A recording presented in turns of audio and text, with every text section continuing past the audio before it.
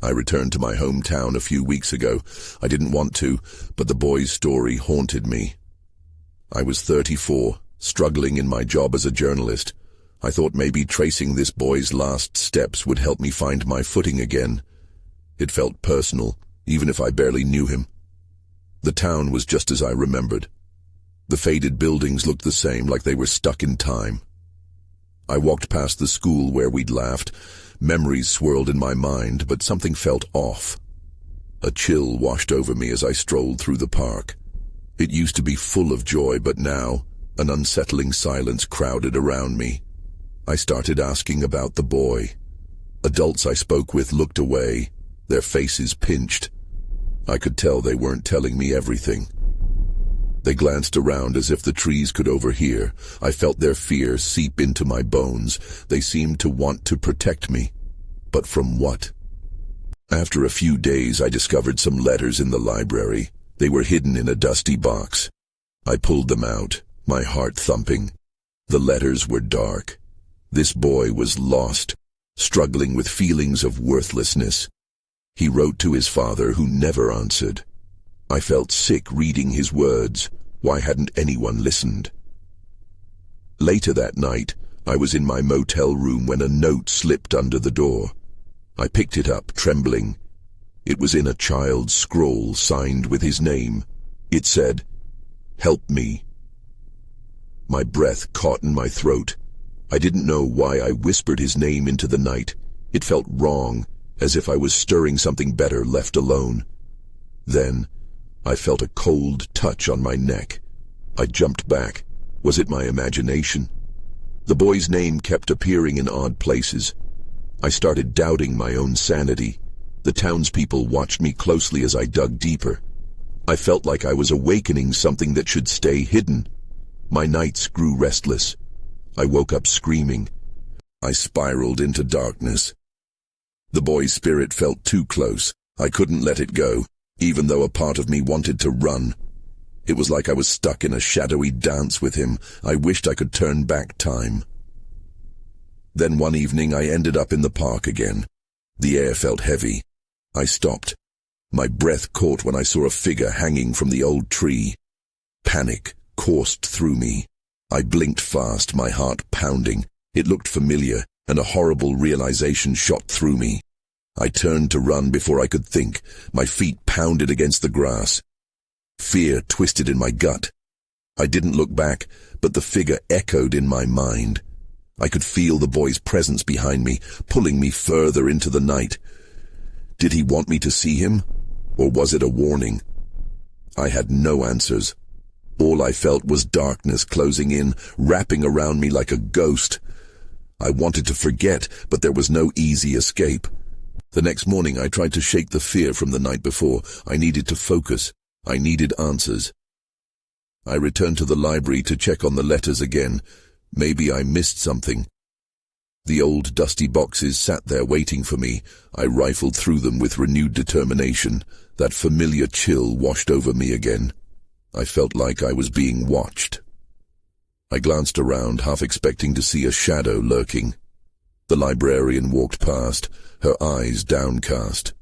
I wanted to ask her if she knew anything more about the boy, but I couldn't bring myself to speak. Instead, I turned back to the letters. I pulled out the last note I hadn't read. It was longer than the others. My heart raced as I began to read. He wrote about a place, a secret place where he felt at peace. I could almost hear his voice in the words, filled with hope and pain. "If I can just find it again," he wrote, "maybe I can feel loved." When I finished reading, something didn't sit right. Why did he need a secret place? I jotted down the phrases he used to describe it. Words danced in my mind, whispering of places I didn't recognize. I needed to find it. After I left the library, I headed straight for the park again. I felt a pull, like a thread tugging at my heart. I walked towards the old tree where I had been so terrified the night before. Sunlight streamed down, casting eerie shadows. As I approached, something caught my eye. An uneven patch in the ground, partially hidden by weeds. I knelt down, heart pounding with both excitement and dread. I brushed the dirt away with my hand and saw something glint. I uncovered a small box, old and rusted. I hesitated, my palms sweaty. Then I pried it open. Inside, I found a small collection of trinkets, a broken watch, a worn-out teddy bear, and a handwritten note. My throat tightened as I recognized the boy's name scrawled across the paper. The note was a confession, a plea. I can't continue like this. I need someone to see me. My stomach dropped. It felt like a bomb had gone off in my mind. This wasn't just about him anymore. It was about every person in this town. His pain echoed through the years and seeped into every corner. Just then, I heard a rustle behind me. I whipped around, but no one was there. My pulse raced as I felt the weight of unseen eyes on me. This secret now felt larger than I could handle. Had I gone too far? I stuffed the note back in the box and closed it. I needed to get out of the park. But as I turned to leave, I froze. The air thickened, and a shadowy figure stepped out from behind the tree. My heart raced as I recognized the boy. His sad eyes locked onto mine, and I realized he wasn't just a lingering memory. He was here with me. "Help me," he whispered, his voice barely audible above the wind, and in that instant all my doubt fell away. I had to find the truth, not just for him, but for myself. My breath caught in my throat. The boy's gaze was heavy, pulling me into his sadness. It felt surreal, but also terrifying. I wanted to run, to escape the weight of his plea, but my feet were glued to the ground. "Why are you here?" I managed to ask, my voice a trembling whisper. He stepped closer, and I felt an icy breeze curl around me. "Because you found it." His words made my stomach drop again. The box, the note. Was that what had drawn him here? "I don't understand," I said, shaking my head. "What do you want from me?" He looked down, his expression darkening. "The place. I thought if someone could find it, I could finally be free." His voice cracked, and all of a sudden, I felt the weight of his story crashing down on me. "Where is it?" I asked instinctively. Maybe if I could find this place, I could help him, or maybe even save him. He glanced back towards the park, his eyes glistening. "It's where I used to play, where I was happy." He paused, his face turning pale. "But it isn't safe anymore." "What do you mean?" I pressed, desperate for clarity. Suddenly he looked over his shoulder, fear creeping into his features. "He's coming." The warning sent chills down my spine. I turned to look in the direction he was facing, but the park was empty, peaceful even. "Who?" I stammered, but when I looked back at him, he was gone. I stood there, hands trembling, trying to process what just happened. The realization hit me like a thunderbolt. Whatever connected me to this boy was real, and not just a figment of my imagination. I had to find that place. Thinking fast, I recalled the note I had found in the box. The words he used about feeling loved danced in my mind. What if the secret place was more than just a location? What if it was tied to his family or his past? With renewed urgency, I retraced my steps, trying to remember the things he'd said. I felt compelled to dig deeper, not just in the park, but in my mind. Where had he played? Where could a boy without love find happiness? The sun began to set, casting long shadows that felt oppressive. Each step weighed heavy with dread, and yet I pushed forward, thoughts racing. If I could find that place, maybe I could unlock whatever had trapped him here, a chance to finally help him move on. As I reached the edge of the park, a figure materialized in the distance. It was a man, tall and wide-shouldered, watching me from under the old oak tree. My heart dropped. I felt the boy's presence return, brushing coldly against my skin. "Don't go near him," he warned, his voice sharper this time. I froze, caught between two worlds, my growing desire to unveil the truth and the lurking danger from this man. I wanted to run, but my legs felt like lead. The man beneath the oak tree stood still, his eyes locked onto me. There was something unsettling about the way he watched, as if he knew everything. "Who are you?" I called out, my voice shaky but firm. He didn't respond at first. Instead, he took a step forward, his shadow stretching out toward me. Panic flared in my chest. I glanced over my shoulder, hoping to see the boy again, but there was only emptiness and the chill of dusk settling around me. "Stay away from him." The man's voice was low and gravelly, a warning etched into every syllable. "You don't know what you're getting into." "Get away from me," I shouted. I took a cautious step back, half expecting the ground to swallow me whole. "Do you really think you can help him?" His eyes narrowed, a predatory glint flickering. "You think you can change the past?" The boy's presence was back, fiercely whispering in my ear. "You must go," he urged. "Find the place before it's too late." I was torn between the boy's insistence and the man's warning. "What are you talking about? Who are you?" A cruel smile spread across the man's face. "The past doesn't want to be uncovered. It has a way of protecting itself." There was a menace in his voice that made my skin prickle. I couldn't shake the feeling that he was connected to the boy in some way, perhaps even responsible for his pain.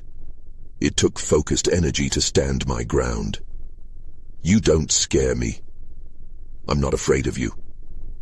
"Then you should be," he replied, stepping into the last rays of sunlight. The shadows around him deepened, twisting in ways that felt unnatural. "You're meddling with things you don't understand." Before I could respond, something shifted in the air. The tension snapped, and suddenly the boy was beside me again, his face frightened. "Run!" he cried, the urgency pressing against me like a physical force.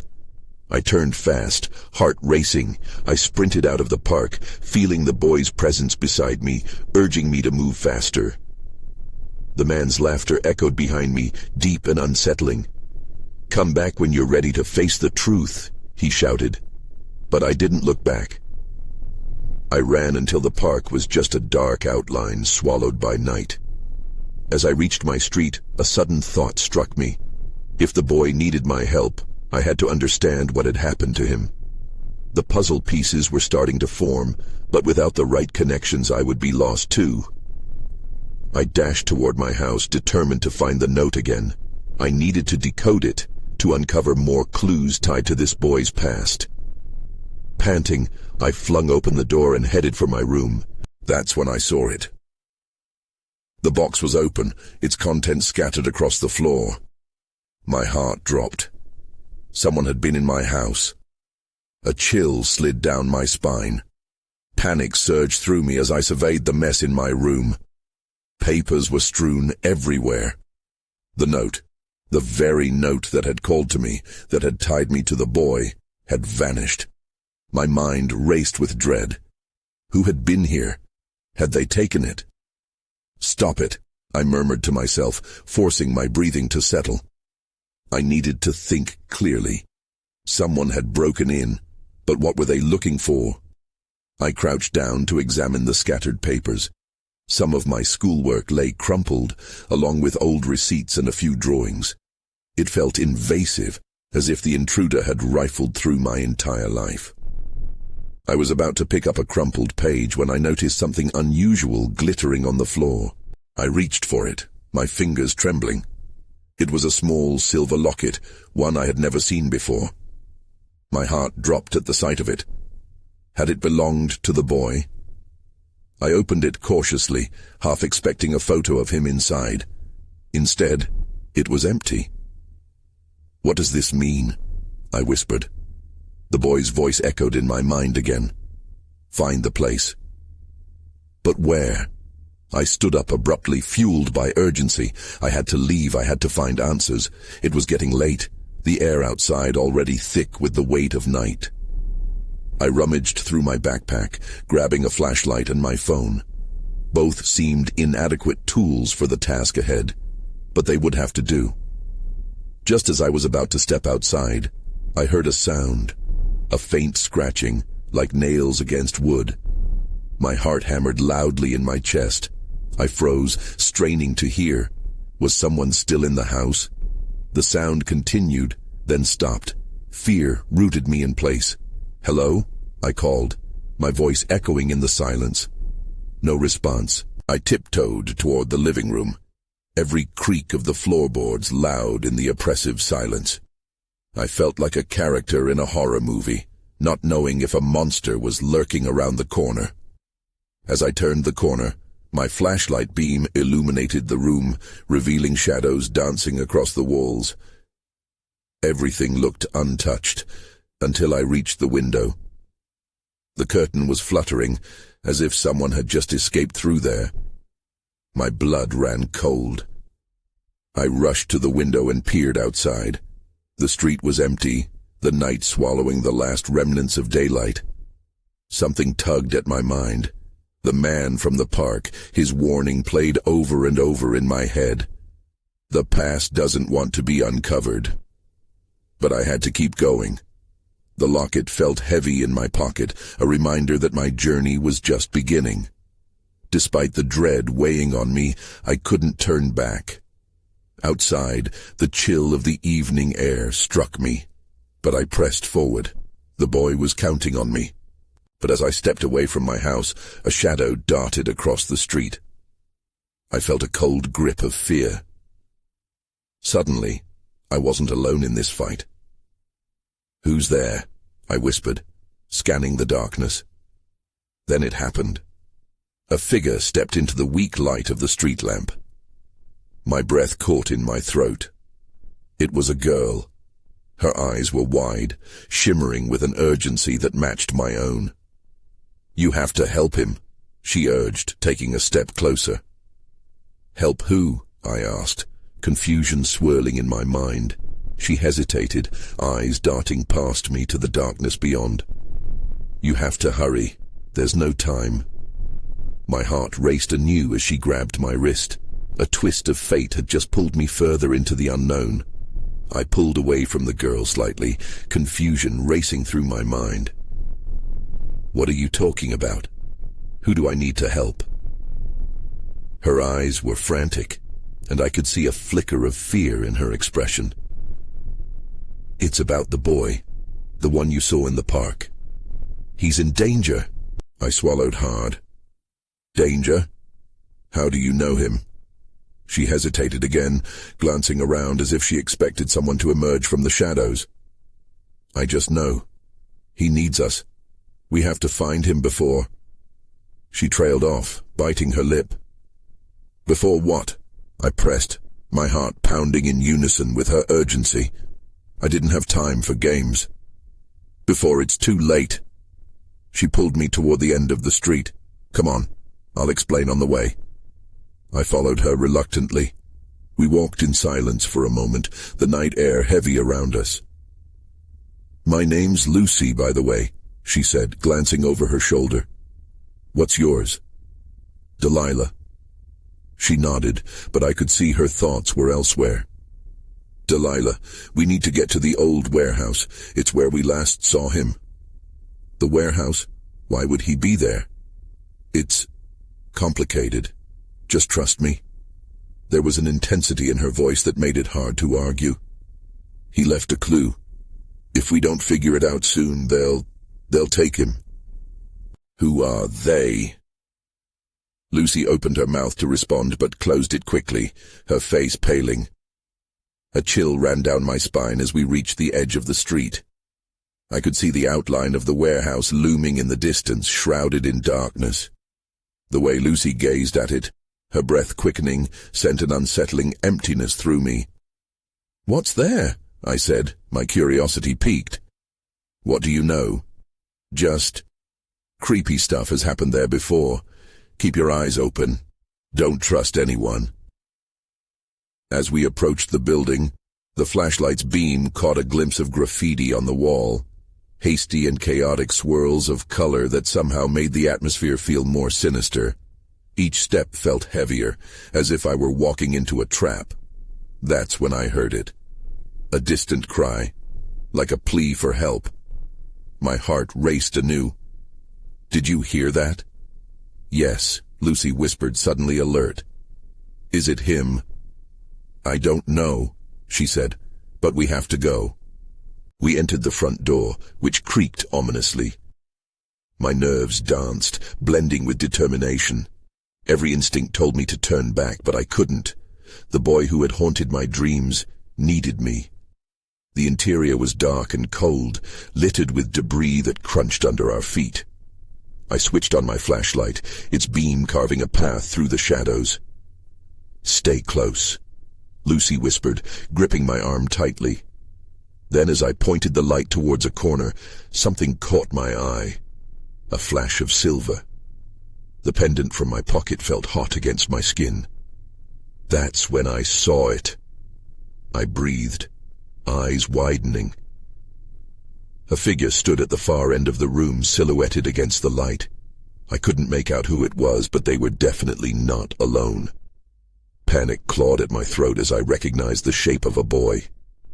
"Get back," Lucy hissed, shoving me behind her. The scene ahead shifted, and I took a cautious step forward, my flashlight revealing more of the figure's features. And then the boy turned to face me, a look of desperation etched on his face. "Delilah, help me!" he cried. Everything spiraled into chaos. I barely had time to process the boy's face before everything erupted. Shadows shifted, and I felt a rush of cold air sweep through the warehouse. Lucy pushed me back further, her grip fierce. My heart hammered harder with every passing second. "No, stay away from him," she shouted, her voice trembling. I wanted to argue, to demand why, but the urgency hung between us like a heavy curtain. I felt frozen. This wasn't just some swirling mystery anymore. The reality writhed around me, and I had to make a choice. I strained to see the boy better, fight or flight twisting inside me. "Delilah!" He looked terrified, gaze darting around as if searching for an escape. "They're coming. You have to help me." "Help you how?" I yelled. "What's happening?" The boy hesitated, his eyes pleading. "I'm trapped. They want to take me for something I didn't do. You have to listen." "Who wants to take you?" Lucy insisted, pressing her back against the wall, blocking any potential escape routes. Before he could answer, a loud crash shattered the silence from the other side of the room. My flashlight beam flickered dangerously as I swung it in the direction of the sound. Dust fell from the rafters like confetti, and I felt a jolt of fear run down my spine. "Go, now!" Lucy pulled me back toward the door. I resisted, torn between running away and helping the boy. "I can't just leave him." I struggled against her hold. "He needs me." "Delilah, we don't have time." But the boy was shouting again, desperate. "You can't leave me here, please." His voice sent a shiver through me. Just then, figures began to emerge from the shadows behind him. Tall, cloaked in darkness, they crept closer with a predatory air. My stomach twisted instinctively, and I knew we had to act fast. "Who are they?" I gasped, panic flooding my voice. "His father's enforcers," Lucy whispered, her eyes darting between the boy and the approaching figures. "They'll do anything to keep what he knows from getting out." I looked at the boy, who seemed to flinch at the mention of his father. "What do you know?" I shouted at him, fighting against my own dread. I know where they hide the truth," he shouted back. "Truth?"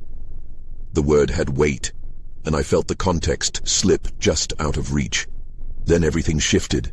Time felt warped. A moment slowed as the first shadow lunged. I couldn't see clearly, but I felt Lucy's grip tighten as we slipped back toward the exit. "Delilah," she yelled, panic in her eyes as the figures lunged forward. I looked back once more at the boy, caught between the light and darkness. His fear mixed with something deeper. If he was right, if he knew something crucial. And then, just like that, the lights in the warehouse flickered and went out. "Lucy!" I shouted, feeling the air close in. "Don't let go of me," she cried as I stumbled in the darkness. I didn't know what waited for us outside, but I knew I couldn't leave the boy behind. Instinct gripped me as I realized this was only the beginning. I had to know the truth, and there was no turning back now. The darkness enveloped us like a thick blanket, swallowing all sound except for our ragged breaths. I clutched Lucy's hand tighter, listening for any sign of the figures creeping closer. My mind raced. The boy was still trapped in there with those horrors. "Can we go back?" I whispered, my voice barely audible. I could feel Lucy shaking beside me, caught between fear and determination. "No!" She tugged on my arm, a small flicker of light catching the edge of her panic. "We need to get out now. You heard him." Before I could respond, a low thud echoed across the space, making the hairs on my neck stand on end. My heart sank as I imagined the enforcers locating the boy, but even in darkness, I saw movement ahead. A slight glow flickered at the far end of the warehouse. Someone had turned on a flashlight. A feeling of dread twisted in my stomach. Seconds later, a heavy object crashed down nearby and I jumped. "Delilah, we have to move," Lucy urged, yanking me toward the door. "Wait." I pulled back, the rush of the moment dulling my senses. What if they find him? We can't just leave him. I couldn't shake the feeling that the boy was more than just a victim. He was a key to everything unraveling before me. "Snap out of it," she yelled, fear sharpening her voice. "If we don't go, we'll end up like him." I cast one last glance at the shadows swirling around the boy, feeling a magnetism drawing me back. But just as I turned, a scream pierced through the darkness, raw and desperate. My blood ran cold. With a final glance towards that flickering light, I turned and sprinted after Lucy. The door loomed ahead, our sole path to freedom. Behind me, the chaos intensified. I could hear more commotion, echoes of shouting and scuffling. "Go, go, go!" Lucy urged as we reached the door. It swung open, revealing a dimly lit alleyway, awash in moonlight. But before we could step outside, a figure stepped into our path, backlit by the warehouse glow. He looked just like the boy, but older, with the same haunted eyes and wild hair. The resemblance made my heart race. "What are you doing?" he shouted, panic lacing his tone. "You have to stop, they're coming." "Who are you?" I gasped, taking a small step back as the shadows behind him twisted again. "That's my brother," he yelled, and the urgency in his voice sent chills through me. "If they find you, you'll all be lost." "Lost?" I repeated, my mind racing. "What do you mean?" But before he could answer, the howl of sirens pierced the night. My heart stopped. "Now what?" Lucy breathed, eyes wide with realization. Then it hit me, a sudden memory of a conversation I'd overheard about hidden truths and corrupt secrets. My blood ran cold. The truth he mentioned, it must be connected to all of this. "Delilah, we can't—" Lucy started, but the sirens drew closer, drowning her out. My thoughts spun back to the boy in the warehouse, who knew more than he let on. My gaze shifted to the older boy. "We have to get him. I can't leave him behind. He knows something important." "Delilah," Lucy exclaimed, fear etched deep into her features. Then the moment hung in the air, heavy with danger. If we leave him now, we may never have another chance. The choice was clear. I took a breath, grabbing the older boy's arm. "We're going back. There's too much at stake." As I stepped back into the darkness, I felt a rush of dread, but somewhere inside I knew this was only the start of the storm. My heart thumped loudly in my chest as I stepped deeper into the warehouse. It was dark and musty, the air thick with tension. I could barely see the older boy's face, but I could feel his fear, and it matched my own. "Are you sure about this?" Lucy whispered, her voice wavering. She cast glances over her shoulder, anxious about the approaching sirens. "Yeah," I replied, even though doubt gnawed at me. "We need to find him." "Stay close," the older boy urged, gripping my arm with a firm hand. They'll be here any second. We crept through the shadows, searching for any sign of the younger boy, my mind swirling with worry. What had happened to him? Had he gotten harmed? I knew I might regret this choice, but leaving him felt unimaginable. Suddenly we heard a noise, a low, muffled cry. It was faint, but it broke through the chaotic thoughts in my head. "This way," I murmured, leading Lucy and following the sound. "Do you think it's him?" Lucy asked, each word laced with fear.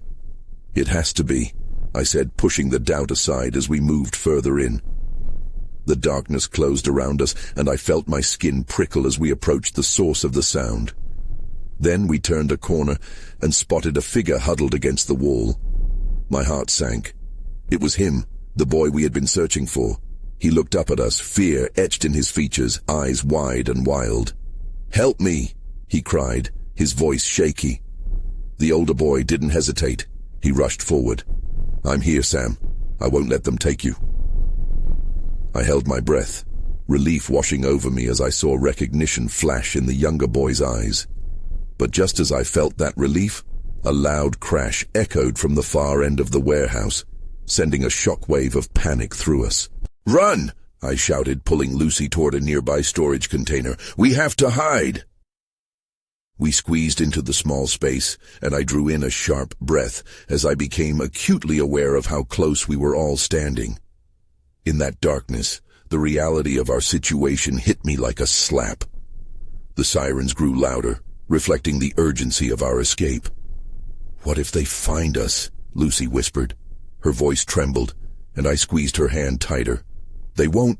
We have to stay quiet," I replied, straining to listen for any sounds that might give us a hint of what was happening outside. Sam's breathing was shaky, echoing the fear circling in my chest.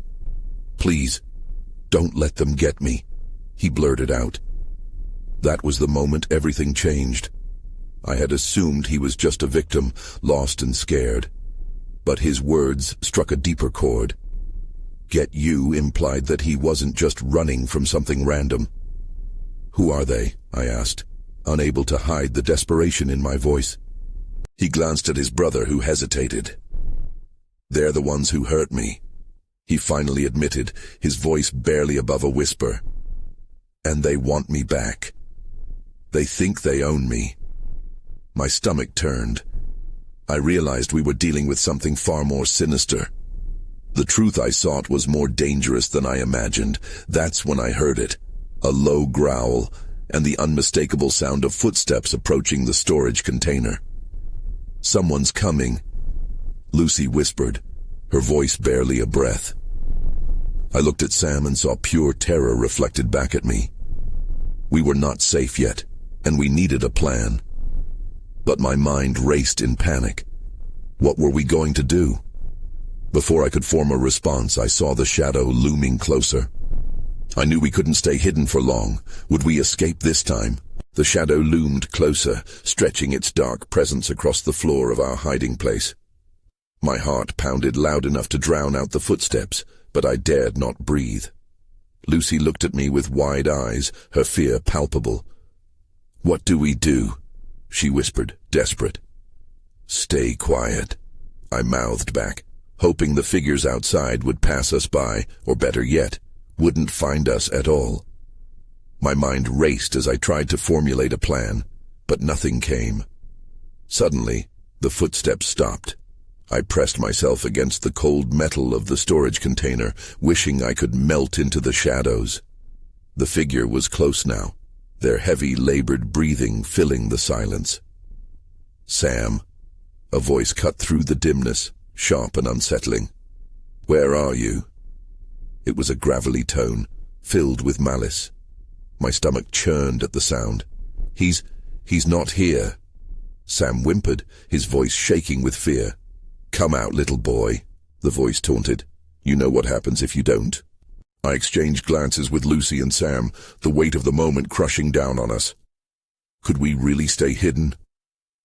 My instincts roared at me to act, to save them. But what if stepping out meant our end? Just then, A panicked cry ripped through the air, a voice that wasn't Sam's. "Help! You have to listen!" "That's him!" Sam shouted, eyes wide. "That's the boy I saw in the park. He's in trouble." The malevolent figure shifted, and in a heartbeat the door of the container flew open, blinding us with the abrupt light as it crashed against the wall. 3 figures loomed outside, tall and dark, as if the shadows had come to life. I squinted against the brightness, my heart thrumming in my chest. Lucy grabbed Sam's hand, pulling him back further into our small corner, but I couldn't move. "Delilah, we need to go," Lucy urged, panic rising in her voice. But I was captivated by the boy from the park, torn between urgency and confusion. He was here, needing help. "I can't just leave him," I shouted, drawing the attention of the figures. "Enough of your games, Sam," one of the shadows hissed. "You're coming with us." The cold realization hit me hard. They were not just after Sam. They were a part of a larger, awful truth that I had barely begun to understand. "Run!" I yelled to Lucy and Sam, then fought the impulse to charge forward. But my feet wouldn't move. The darkness held me tightly, like a twisted vine around my ankles. The moment hung thick in the air. The boy's desperate eyes met mine. There was something different in his gaze, a flicker of understanding, perhaps even trust. "Delilah, you have to choose," he implored, as the shadowy figures stepped forward. "Please," Sam echoed, clutching onto his brother as Lucy's grip tightened around my arm.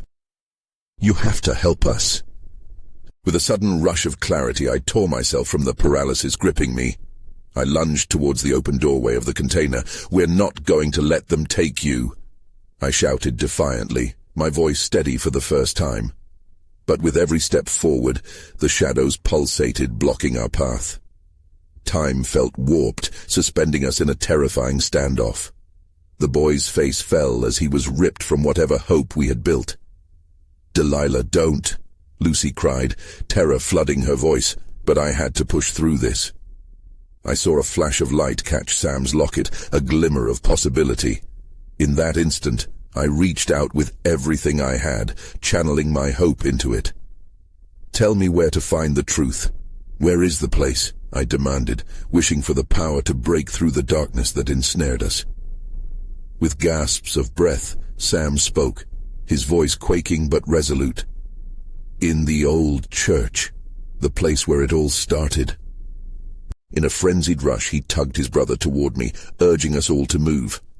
"That's where you can help us." Immediately, an energy shifted around us, clashing against the shadows as they lunged forward. It felt like existence itself split apart as Lucy and I catapulted forward, past the figures out into the night air. We didn't look back. The old church loomed ahead, half hidden, shrouded in mist. Sam directed me with urgency, his pleas becoming part of the fabric of my resolve. "This way. Hurry." But questions clung to me like layers of fog. What awaited us?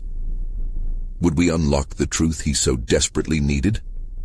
I didn't know, nor did I care at that moment. I just ran, tethered to the hope of these lost boys. As we neared the church, the shadows behind us seemed outraged, a cacophony of voices spilling like a chaotic storm. Some remnants of reality persisted. Could we outrun what was chasing us? Or would the truth only bring more darkness? The door stood ajar, flickering candles illuminating the space within, beckoning us forward. "Go now," Sam urged, the path spiraling toward fate. But no mental clarity graced me as I crossed the threshold, stepping into an abyss I knew would change everything yet unsolved. And as the door swung shut behind us, trapping the night away, I felt a shiver creep down my spine.